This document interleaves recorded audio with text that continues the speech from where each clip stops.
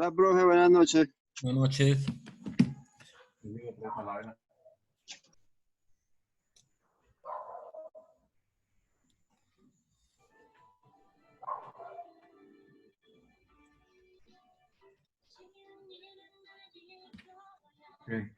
Ve, estoy hablando es con mi hijo, no con usted.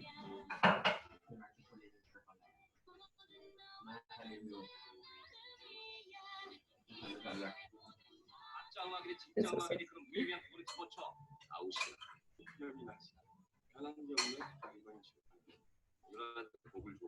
¿Sabe quién me parezco así, Camilo? Me parezco mucho a Yanni cuando tiene gafas.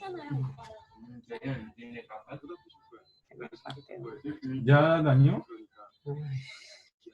En serio. ¿Cómo sabe que yo fui la que las dañé? ¿Ustedes quién la dañó? Igual. Debe ser el gordo, que las presta alguna cosa. Porque ahorita cuando me las trae, la abrí en la finca para utilizarlas y estaban partidas.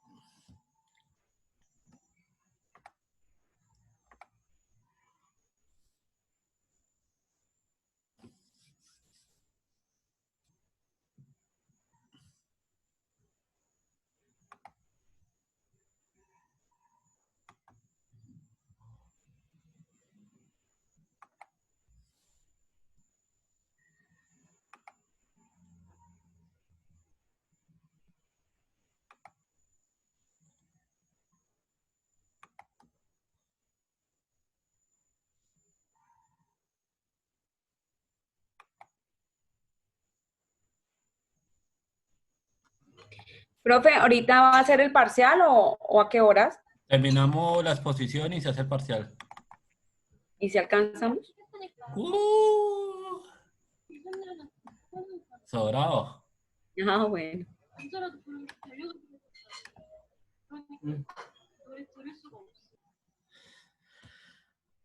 Ay, ya se me olvidó que oprimí ahorita para dar el poder.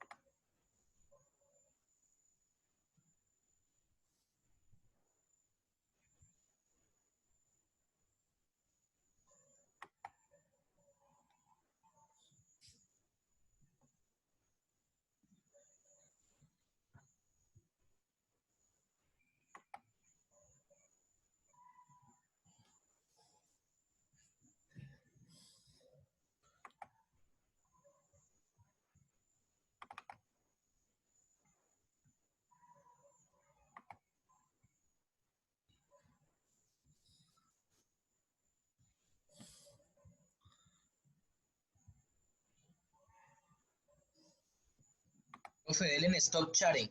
Stop sharing. Ahí abajito, eso que está en rojo. Ahí abajito, abajito. Ya. Ahora creo que tienen que habilitar. Ya, ahora sí. Listo.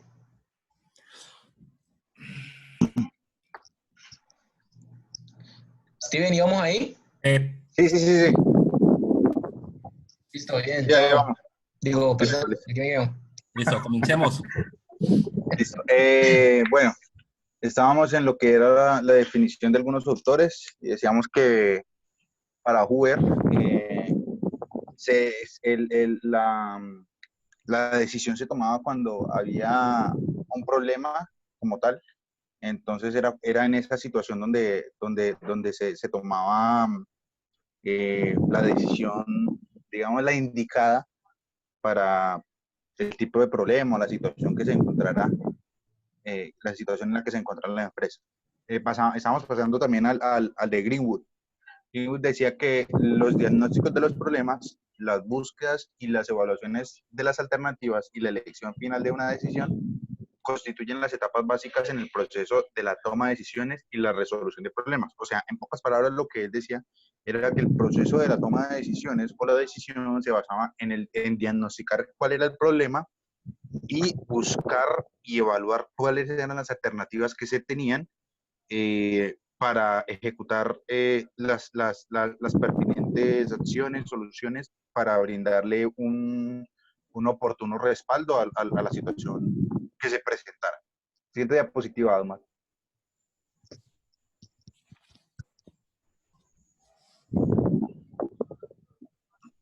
Espere que no pasa. Espere. Ya. Ya. Ok. Pasamos a lo que es los tipos de decisiones. Estos tipos de decisiones son tres. Había otro tipo de decisiones que estaban evaluadas por unos psicólogos y unos psiquiatras, pero pues eso era como más aparte de decisiones a nivel personal, ¿no? En cuanto a decisiones a nivel empresarial o a nivel comercial, encontramos tres. En este caso, las decisiones estratégicas, las decisiones tácticas y las decisiones operativas. Vamos a ver en qué consiste cada una de ellas. Dice que las decisiones técnicas son aquellas que afectan a toda la empresa o en sí a buena parte a gran parte de la empresa durante un determinado periodo de tiempo. Y estas influyen directamente en los objetivos tanto generales como específicos de la empresa y en su modelo de negocio. Dice que estas decisiones son directamente tomadas por los máximos responsables o representantes de la compañía, llámese gerentes, gerente general, presidente o dueño de la empresa o la persona al mando que tiene el timón en mano de la compañía. Las decisiones tácticas dicen que afectan únicamente a una parte de la empresa o a una parte como tal de los procesos que se generan o que se ejecutan dentro de la empresa, y generalmente solo afecta a unos pocos departamentos o áreas de la empresa.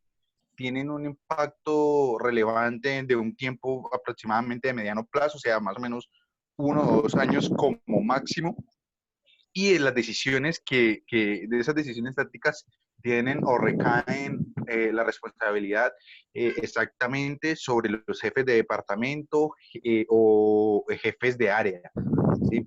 Y las decisiones operativas afectan en actividades específicas dentro de la misma organización o empresa con un alcance muy claro. O sea, son decisiones que se toman con un fin muy específico y el efecto que tiene es inmediato, y ese efecto que se obtiene es de un tiempo muy limitado. O sea, no es que se vaya a ver por mucho tiempo las repercusiones ni nada, sino que, digamos, es más corto toda esta cuestión. Y las decisiones de este tipo de las decisiones operativas están a cargo o tienen la responsabilidad a cargo de los jefes de equipo, de los encargados de área, de los dependientes, todos aquellos, digamos, eh, pequeños, o sea, que no tienen tanta relevancia dentro de la misma empresa. Siguiente diapositiva, Omar. Bueno, dentro de todo el tema de la organización de la empresa, está también lo que es la ética en la toma de decisiones. Para hablar un poco de la ética en la toma de decisiones, tenemos que saber primero qué es la ética. La ética es una disciplina que estudia y hace reflexión acerca de lo que es bueno, lo que es malo, o lo correcto y lo incorrecto, ¿sí? Entonces la ética lo que me permite a mí es decidir entre lo bueno y lo malo, o saber qué es bueno y qué es malo, o qué es correcto y qué es incorrecto. Entonces, ¿por qué hablamos de la ética en la toma de decisiones? Entonces, hablamos acerca de que un líder que tiene criterios éticos, una persona que tiene criterios éticos, es capaz de tomar decisiones decisiones justas, honestas y orientadas al mejoramiento de las condiciones de la empresa, que son el mismo conjunto de ellas. Es decir, una persona que tiene ética en las decisiones que toma no se va a dejar influenciar por ningún tipo digamos, de soborno o artimaña o lo que nosotros podamos llamar, o cosas indebidas. Por eso dice que una persona, un líder con criterios éticos es una persona justa. O sea, no se va a dejar desviar del camino correcto. Entonces, entramos ahí a trabajar lo que es la ética profesional. ¿Qué es la ética profesional? Pues la ética profesional es lo que le permite a los profesionales, valga la redundancia, lo que le permite a los profesionales obrar de manera idónea con respecto a las temáticas y a los ejes en los cuales está fundamentada o está su carrera o el área en la cual se especializó. Entonces, por eso es que los abogados tienen su ética profesional hasta cierto punto y no se dejan convencer ni no se mueven de ahí, siempre y cuando pues no haya quien les tuerza el camino o quien los obligue a torcerse. Los abogados, los médicos también tienen su ética profesional, por eso mucho médico se ha opuesto también a lo que es el aborto, porque dice, no, yo tengo una ética profesional y mi ética profesional es salvar vidas. ¿Cómo así que van a decir que el aborto? ¿Sí? Respetando pues las muchas opiniones que hay. Entonces todos los profesionales tienen su ética profesional que los orienta o que los guía a ejecutar su proceso profesional, su proceso en el cual se capacitaron, pero a aplicarlo de manera justa, de manera honesta, de manera eficaz en cada una de las acciones que ellos hacen dentro de su trabajo, dentro de sus empresas, ¿verdad? Entonces, y también hablamos acerca de que las organizaciones más exitosas en el mundo, a nivel mundial, y con la mejor imagen en la sociedad, son aquellas que trabajan bajo criterios éticos bien definidos, porque si los trabajadores tienen una identidad y tienen una ética profesional, desde la señora que hace el aseo y que sirve los tintos hasta el gerente, tiene una ética profesional en todo lo que hace, va a haber un buen ambiente de trabajo y va a haber buena actitud en todas las personas que trabajan o que conforman ese núcleo de trabajo, y va a haber un buen clima de trabajo, va a haber un buen clímax de trabajo, y todo va a funcionar de manera que la empresa va a engranar, de manera que va a llegar a ser, como dice ahí, exitosa en todas las áreas posibles. Siguiente diapositiva, Omar, por favor.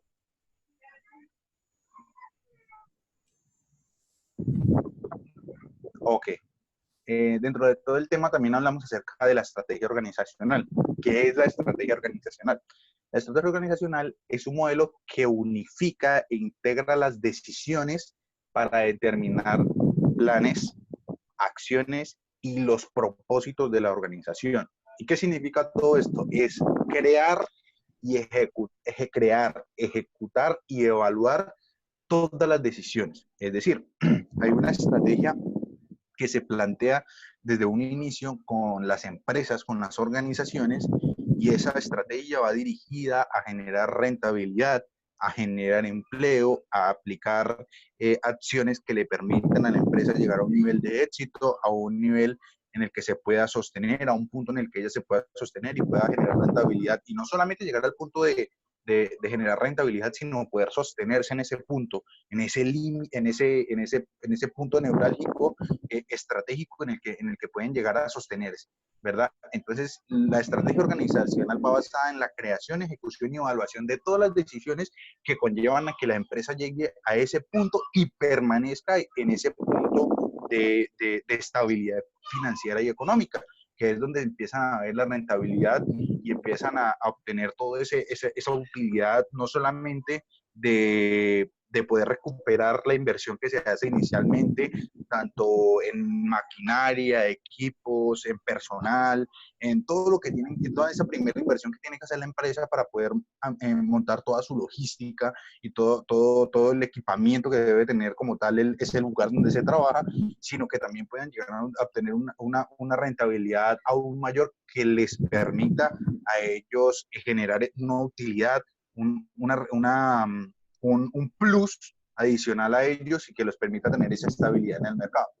Entonces, cuando se hace la creación, la ejecución y la evaluación de esas decisiones, se alcanzan unos objetivos que se propusieron por allá al principio de la empresa. Entonces, antes de poner en funcionamiento la empresa, recordamos pues que creamos unos objetivos generales, objetivos específicos, creamos una misión y una visión, creamos un logo y un eslogan, creamos unas políticas de calidad, creamos unas políticas comerciales. Entonces todo esto se empieza a engranar y cuando todo esto se empieza a engranar, cuando engranamos esa creación, esa ejecución y evaluación de decisiones, y cuando todo lo que hacemos lo hacemos enfocado a que la empresa tiene que marchar y tiene que ser una empresa de éxito a futuro, pues entonces el cumplimiento de objetivos, el cumplimiento de la visión y de la misión, de las políticas de calidad, las políticas comerciales de la empresa se van a venir a ver beneficiadas en los procesos que se van ejecutando poco a poco de la empresa.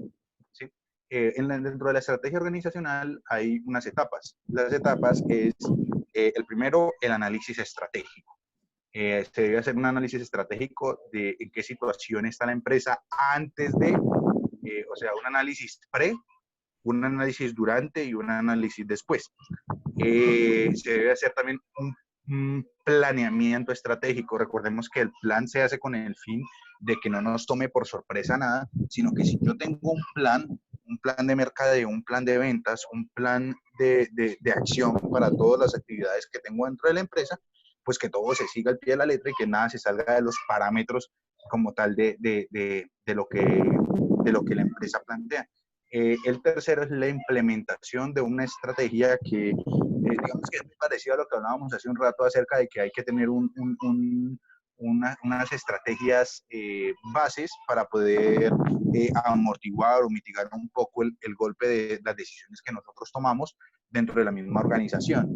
Y también debe haber un control estratégico de todas las decisiones y de todas las acciones que todos nosotros tomamos dentro de la empresa. O sea, después de que nosotros tomamos las decisiones, entonces pensamos y analizamos y hacemos un control y decimos, en realidad todo lo que yo apliqué, todo lo que estudié, todo lo que organicé dentro de mis ideas, todo lo que yo ejecuté dentro de la empresa, sí me sirvió para que la empresa generara ese alza, ese crecimiento, ese liderazgo dentro del mercado y llegar a ese punto de éxito. Entonces ahí cuando se hace el control estratégico de evaluar, hacer esa evaluación de si sirvió o no sirvió todo lo que nosotros hicimos para llevar a la empresa a un punto de éxito.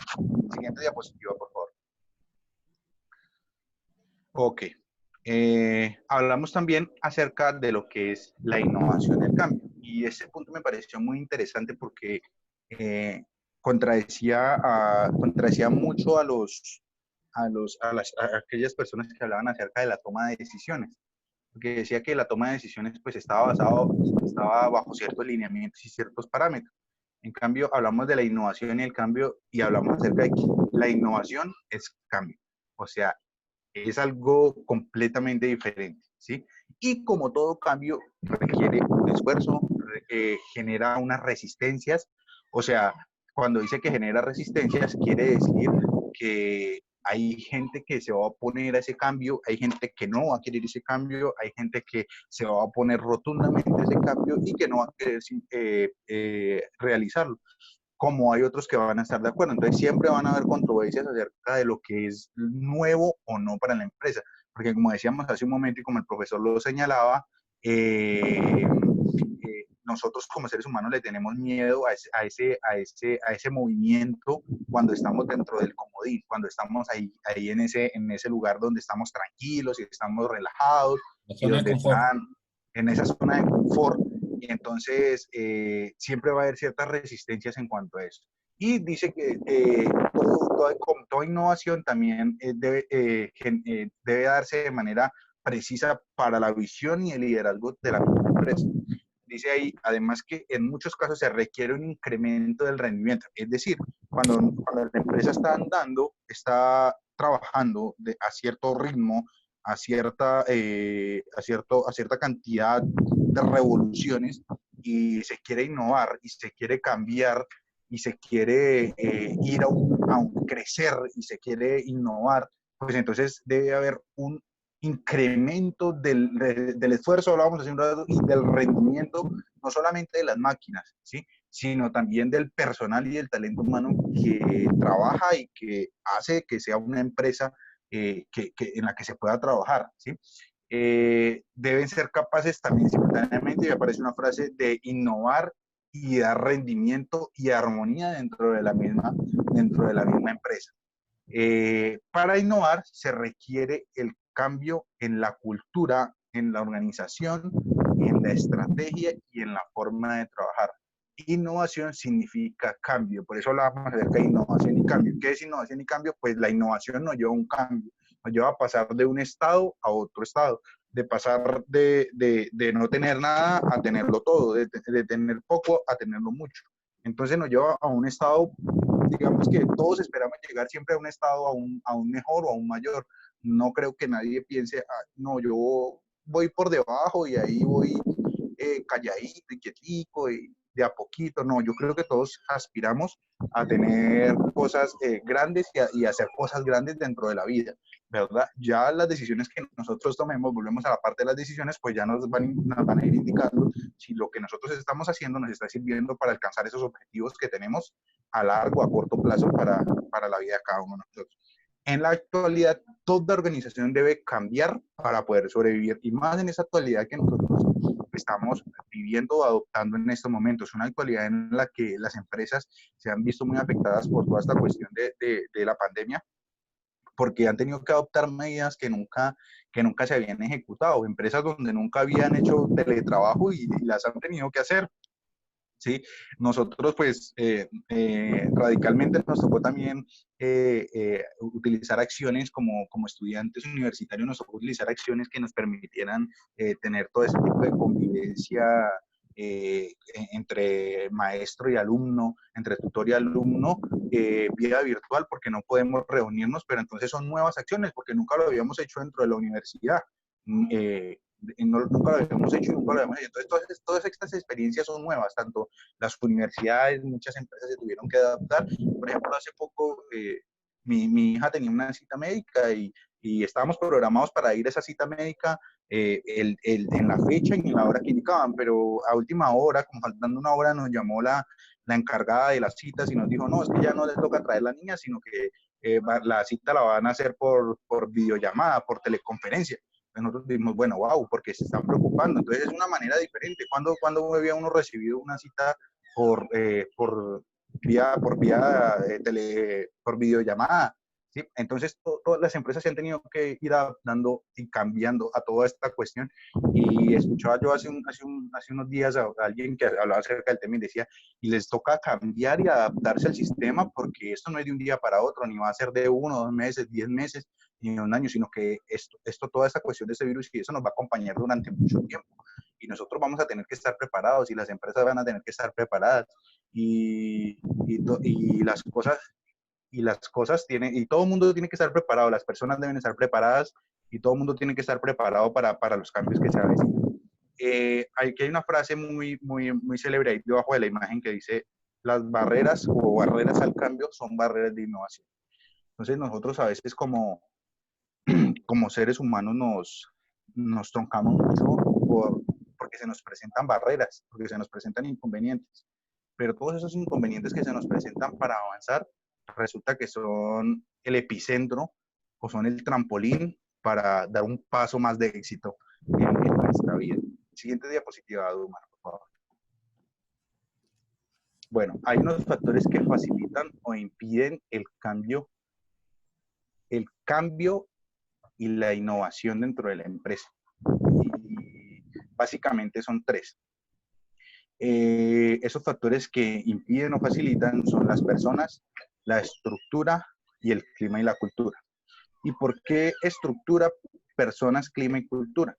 Porque resulta que las personas, bien sea de la organización de la empresa, pueden ser un factor que le permitan a la empresa alcanzar sus objetivos o no alcanzar sus objetivos dentro del proceso de la innovación, ¿verdad?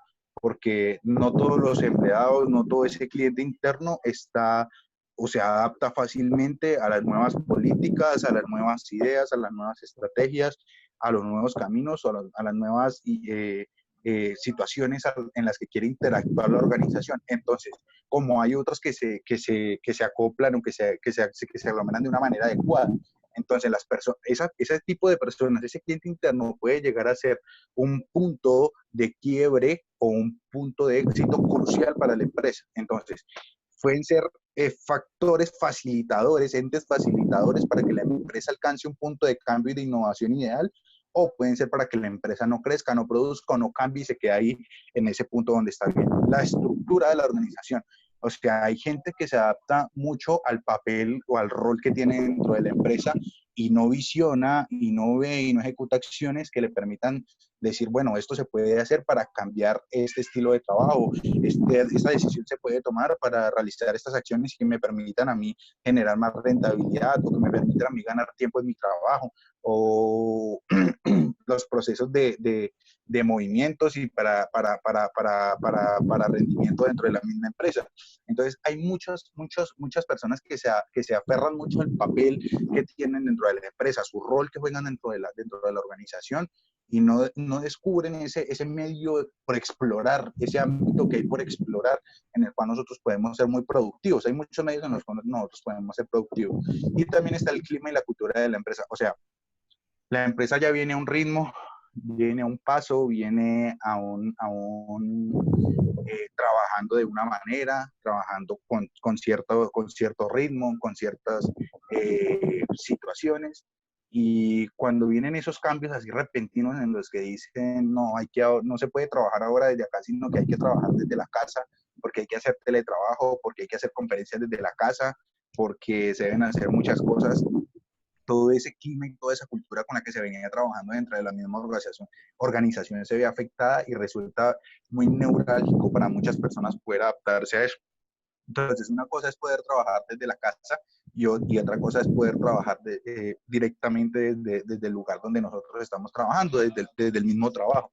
¿Sí? No es el mismo clima, no es la misma cultura, no es lo mismo estar trabajando hoy de una manera y pasar al otro día de un cambio brusco y tener que trabajar de otra, no es lo mismo. Nuestro cerebro no está acostumbrado, nuestra mente no está acostumbrada. Leía yo un artículo creo que era del periódico El Tiempo y decía que el hecho de que las personas trabajaran desde la casa no quería decir que se tenían que esclavizar 24/7 al trabajo todo el día en el computador y en videollamadas y haciendo teleconferencias y toda esta cuestión, no, que se tenían que respetar los horarios de trabajo, que el mismo tiempo que se trabajaba allá era el mismo horario de trabajo que usted tenía que cumplir o que se debía rendir dentro de su casa, que las empresas no podían abusar de ese sentido porque había mucha gente que se sentía acosada mentalmente por ese tipo de situación, porque sentían como esa obligación. O sea, están trabajando desde la casa, pero sienten esa obligación porque lo están haciendo desde la casa, pues que tienen la necesidad de producir más y no es así, porque si no el cuerpo se va a recargar, el cerebro se va a recargar y no vamos a rendir de la misma manera. Siguiente diapositiva, Omar, por favor. Bueno, hablamos también acerca de las estrategias para incrementar la innovación. Dentro de estas estrategias encontramos la primera, que es el uso de técnicas para fomentar la generación de nuevas ideas o brainstorming. El brainstorming es la lluvia de ideas. ¿Qué es lo que hace? La lluvia de ideas nos permite generar utilizar o usar a nosotros gran parte de esas ideas que se generan, no solamente por una persona, sino por varias personas. Esa lluvia de ideas que se hace nos permite obtener soluciones a muchas situaciones que se nos presentan. El segundo es un entrenamiento del personal en habilidades necesarias para lograr un desempeño creativo. O sea, cuando va a haber un cambio, una innovación dentro de la misma organización, dentro de la misma empresa, el personal debe ser capacitado y el personal debe ser capaz de adaptarse a esas situaciones que se van a presentar dentro de la empresa, teniendo en cuenta que si es necesario que la empresa afronte esas situaciones, es necesario que se deben afrontar para que se obtengan los resultados que se quieren obtener. ¿Sí? Entonces, todas las personas deben estar dispuestas ya con anterioridad a saber que si la empresa va a generar un cambio y va a generar un nuevo estilo de trabajo o va a innovar en la manera de trabajar, en los tiempos de trabajo, en los tiempos de entrega, en los tiempos de comercialización, el personal debe adaptarse y debe haber un entrenamiento especial para las personas para que desarrollen sus habilidades, las habilidades necesarias para ejecutar esas acciones que les permitan adaptarse a ese nuevo estilo de trabajo.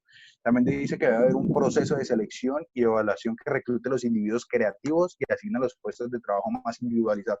O sea, hay personas idóneas para cada cargo y para cada situación. Es decir, si yo estaba trabajando de una manera, pero resulta que ahora con el nuevo cambio, la nueva innovación, la nueva estrategia que va a utilizar la empresa, yo sé que puedo que no rinda ahí en esa área donde voy a trabajar, pues simplemente es necesario que yo realice ese proceso de evaluación y selección en la que yo diga, bueno, ¿en dónde me puedo desempeñar mejor o en dónde puedo trabajar mejor ahora con el cambio que se va realizando dentro de la misma empresa? Ahora, muchas veces no es decisión del mismo trabajador, sino que depende de otros, pues es necesario que se acoplen a los nuevos métodos de trabajo para que haya un buen ambiente un buen ambiente laboral dentro de la misma organización. Y por último, dice que hay que cambiar la estructura, el clima y la cultura organizacional de forma que faciliten la creatividad y la innovación. Es decir, debe haber un ambiente propicio para que las personas puedan trabajar dependiendo de la labor que realicen, ¿sí? O sea, un ambiente indicado para aquella persona que está dedicada al diseño, un ambiente indicado para aquella persona que trabaja en la parte contable, un ambiente indicado para aquella persona que trabaja en la parte administrativa, un ambiente indicado para aquella persona que dirige la empresa o que es el gerente, el dueño de la empresa, un ambiente indicado para aquella persona que sirve los tintos. Para todos debe haber un lugar, un espacio célebre dentro de la misma organización, dentro de la misma empresa, que les permita realizar sus labores de la mejor manera. Siguiente diapositiva, Omar. Bueno, hablamos acerca también de lo que es la administración global. ¿Qué es la administración global? La administración global está compuesta por un proceso creciente de comunicación e interdependencia que se da entre distintos países en el mundo, donde hay una unificación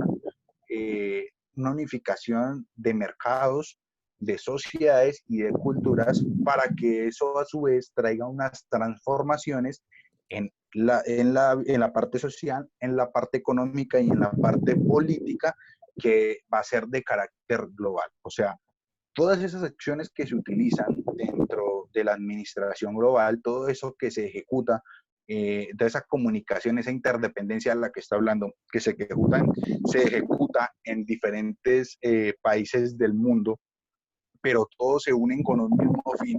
Esa unificación de mercados, esa unificación de sociedades, esa unificación de culturas, se hace con el objetivo de crear mejores ambientes sociales, dar crecimiento a las economías y generar mejores sensaciones políticas, eso sin dejar de un lado el hecho de que siempre hay intereses políticos cuando se trata de la parte financiera, la parte económica, siempre hay intereses políticos que van a traer discordia entre muchas partes, entonces siempre va a haber toda esa cuestión. Entonces, el fin como tal de la administración global quiere cumplir quiere ejecutar 3 acciones para cumplir 3 objetivos.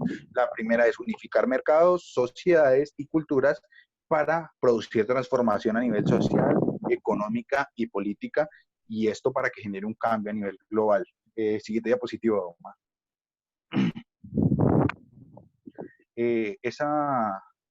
Esta cuestión de la parte de administración global trae unas desventajas y trae unas ventajas y unas desventajas. Las ventajas que trae, vamos a entrar primero como tal en las ventajas que trae es, primero, genera una reducción de costos. Segundo, mejora la calidad de los productos y de los programas, ¿sí? Tercero, va a haber más preferencia de los clientes.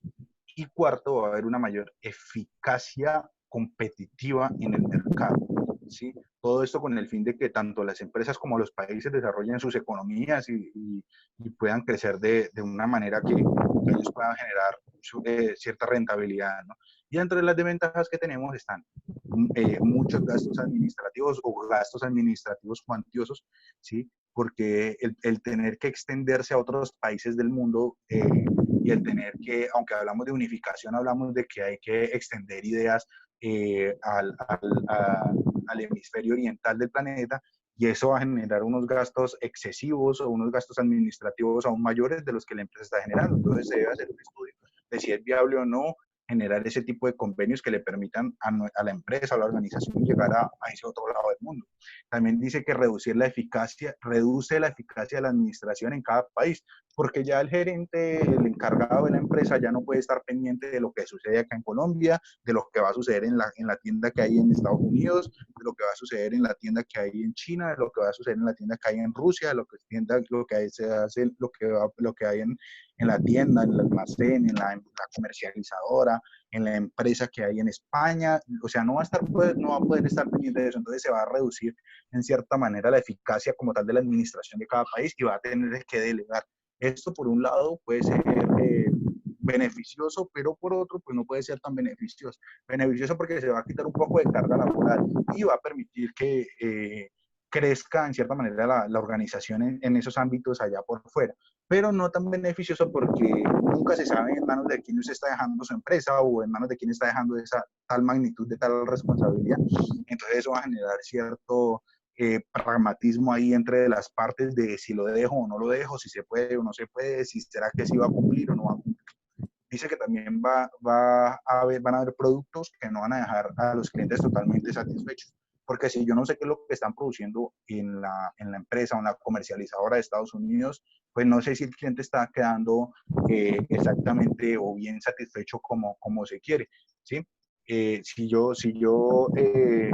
Lo que se está produciendo en China, lo que se está produciendo en Rusia, lo que se está produciendo por allá en el Medio Oriente, no se está produciendo de la manera como debe ser, no va a generar esa satisfacción en el cliente. Entonces vamos a tener clientes satisfechos, y un cliente satisfecho va a ser que es un cliente más que gana la competencia. Entonces, se corren algunos riesgos, pero por eso hablábamos acerca de la innovación y el cambio. Se corren riesgos, pero de eso se trata como el proceso administrativo, y de eso se trata la parte de los negocios internacionales, de correr riesgos. Porque si supiéramos que a futuro nos va a ir mal, pues simplemente no invertiríamos, pero como no sabemos y como miramos siempre a perspectiva de que nos va a ir bien, y siempre pensamos, porque nadie coloca una empresa y nadie internacionaliza sus productos y nadie exporta sus productos para comercializadora, productora, directamente allá en ese lugar donde está, vamos a querer dejar a nuestros clientes completamente satisfechos y no tener clientes insatisfechos que sean potenciales clientes para una competencia. Y cuarto, ahí dice, integrar medidas competitivas puede significar sacrificios de ingresos, de utilidades y de posición competitiva en algunos países. O sea, siempre va a haber, ahí la palabra clave son sacrificios, siempre van a tener que haber sacrificios administrativos, sacrificios financieros, sacrificios de personal, sacrificios a nivel financiero. Entonces siempre va a haber un sacrificio, porque después, si la persona hace ese sacrificio, si la empresa hace ese sacrificio, probablemente lo que va a obtener después es una mayor recompensa o un mayor fruto de lo que está